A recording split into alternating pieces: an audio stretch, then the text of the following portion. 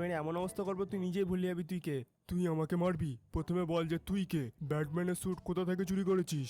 আরে ইয়ার চুরি করিনি, এটা আমারই, আমি ব্যাটম্যান। এটা হতেই পারে না। কেন হতে পারি না? কারণ ব্যাটম্যানকে এত খারাপ দেখতে না। গাইস ইয়ার যেই দেখো সেই শুধু অপমান করছে, আমি কি এটার যোগ্য? এরই ফিলিংটা কার্য কেন, ওকে মারো না। আরে হ্যাঁ গাইস, আমরা তো ভুলেই গিয়েছিলাম যে আজকে আমরা ব্যাটম্যান হয়েছি। এর যে আজকে কি অবস্থা করবে নিজেই জানে না। গাইস ইয়ার এটা কি, ওই মোটা ছাড়টা তো আমার দিকে ধেয়ে আসছে। আজকে তো এর আমি এত মারবো না। এনে তোর তো আজকে 12টা বাজে ছাড়বো।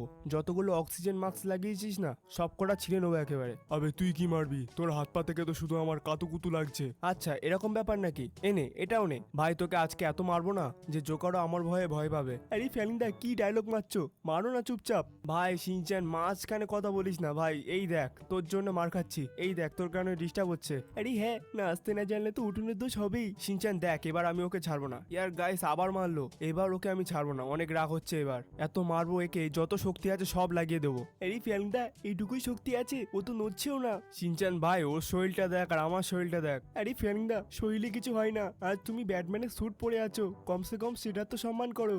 ইয়ার এ তো মরার নামই নিচ্ছে না। আমার মনে হয় অন্য কোনো গ্যাজেটের সাহায্য নিতে হবে। একটা কাজ করি গাইস, একটা বোম ইউজ করে দেখি। ও ভাই সাব কি উড়ে পড়লো।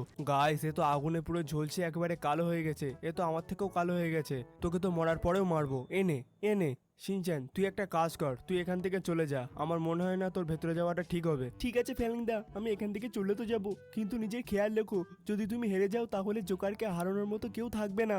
শিনচ্যান ভাই আমি পুরো ট্রাই করব।